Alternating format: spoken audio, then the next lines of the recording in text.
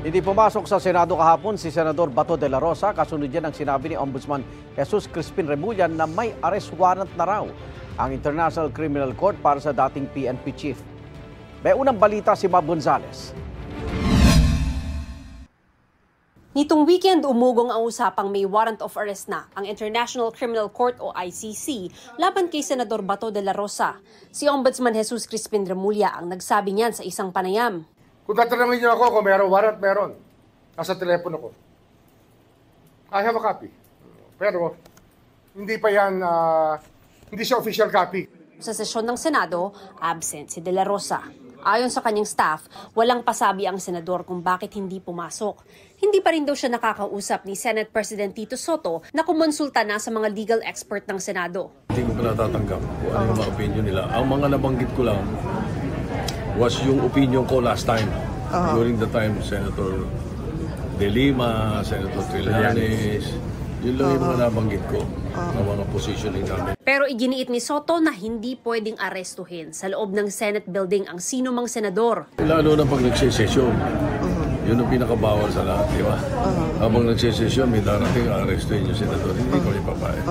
Pero sir, yun hindi matter of practice. Kung pipiliin daw ni De La Rosa magpakanlong sa Senado, ayon kay Senate President Pro Tempore Ping Lacson, alinsunod sa konstitusyon ay limitado lang ito. Limited kasi yung Constitution is very clear on the matter. May immunity from arrest when Congress is in session. Tinawagan daw ni Lacson si De La Rosa na kapwa niya naging PNP chief. He was not picking up and the following morning I noticed na meron siyang missed call sa akin. So I hope we can talk just to give him some advice, no. Hindi para magtago, kundi para how to go about facing criminal charges. Sabi naman ni Senate Minority Leader Alan Peter Cayetano, sana hindi na umabot pa sa pagtatago. Let him file what he has to file, the bail, kung habeas corpus, kung anuman. Then let him have his day in court. Kasi pag dito magkakatensyon pa tayo eh. 'Di ba? Yung hindi lang natin pinag-uusapan dito yung institusyon ng Senate.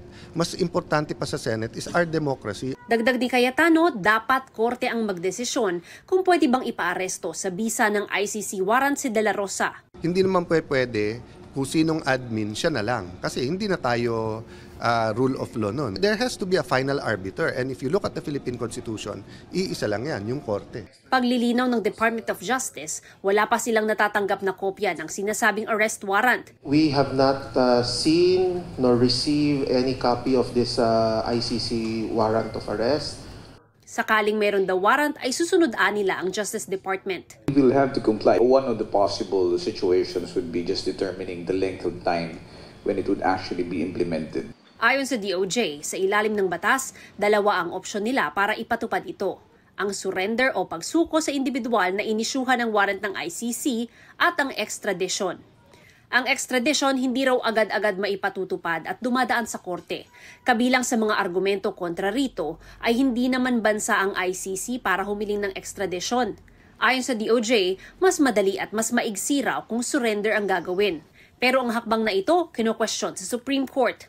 Kasunod yan ng pag-escort ng mga tauhan ng gobyerno at pagsakay sa eroplano kay dating Pangulong Rodrigo Duterte para dalhin sa The Hague.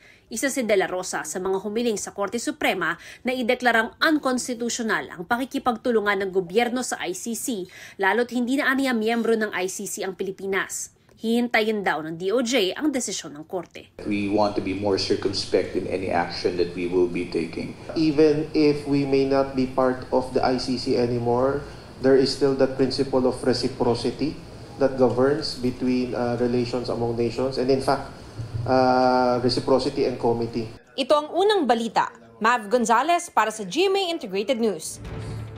Igan, mauna ka sa mga balita, mag-subscribe na sa GMA Integrated News sa YouTube para sa iba't ibang ulat sa ating bansa.